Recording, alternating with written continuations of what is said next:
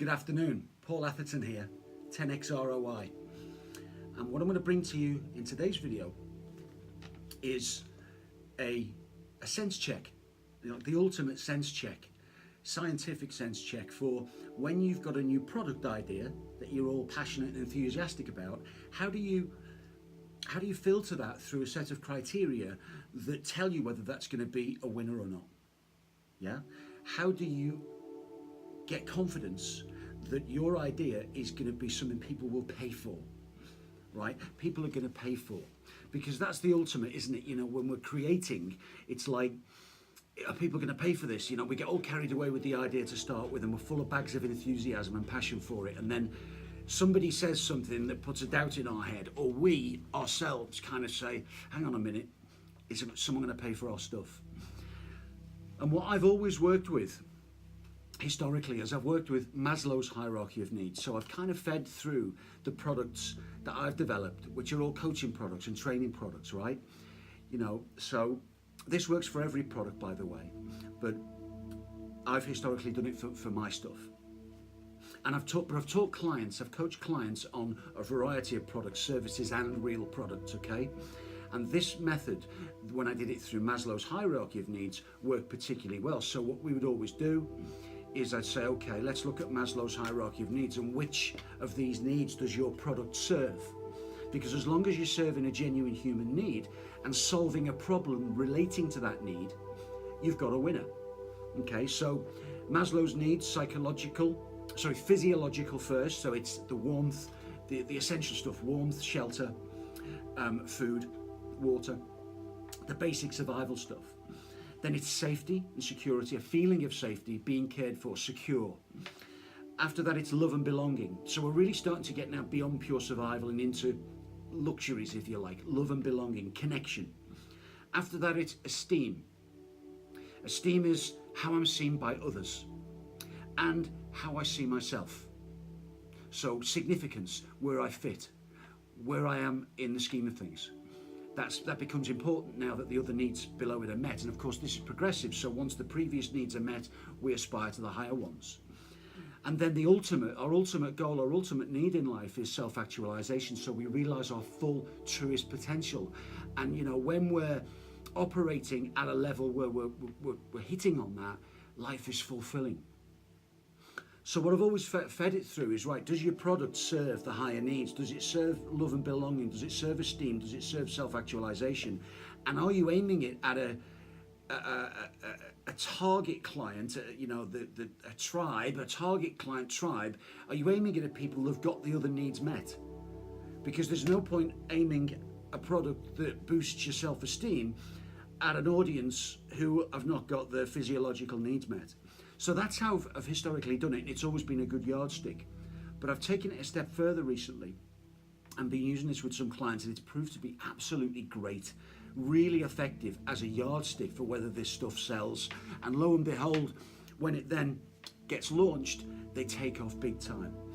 And it's about the 6 human needs.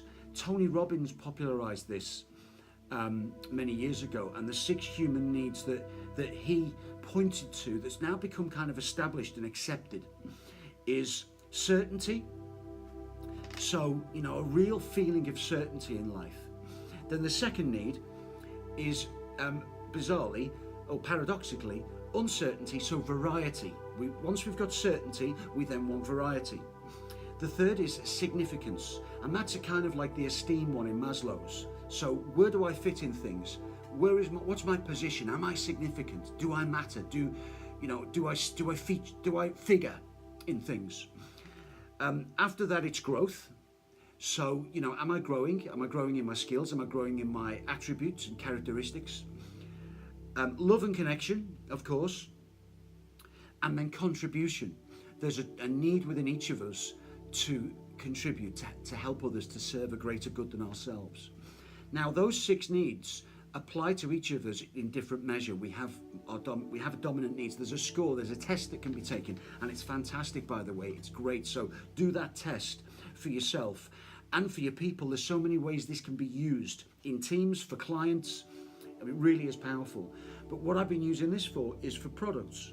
So How well does your product that you're thinking of launching, or a product that isn't performing, yeah, it's not performing, it's not converting, and you don't know why. Okay, how well does it guarantee results? That's certainty. How well does that product provide a feeling of certainty? How well does it project certainty and give the buyer a real feeling that their life has certainty in it? Second one is, how does it make them look in the eyes of others, in the eyes of society? That's significance. People with a strong significance human need as their dominant need, they want products that are going to enhance their status. So how does it do that? Does it appeal to that human need? Does it satisfy that drive? And also, does it help them feel better about themselves, their own esteem? Does it make them feel good about themselves and others feel good about them? The third one is love and connection.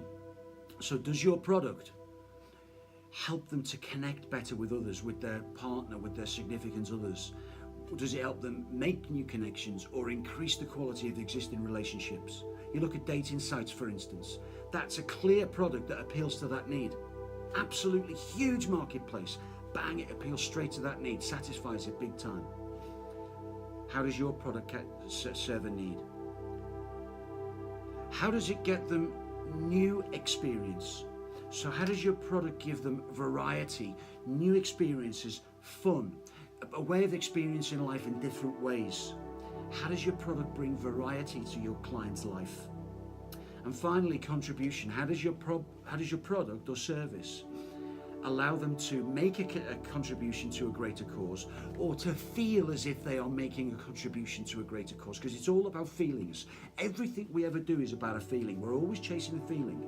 All of our actions are about a desired feeling. So just to kind of summarize, this is the process. So it's like, there's the 6 needs. So it's like, right, who's our perfect client?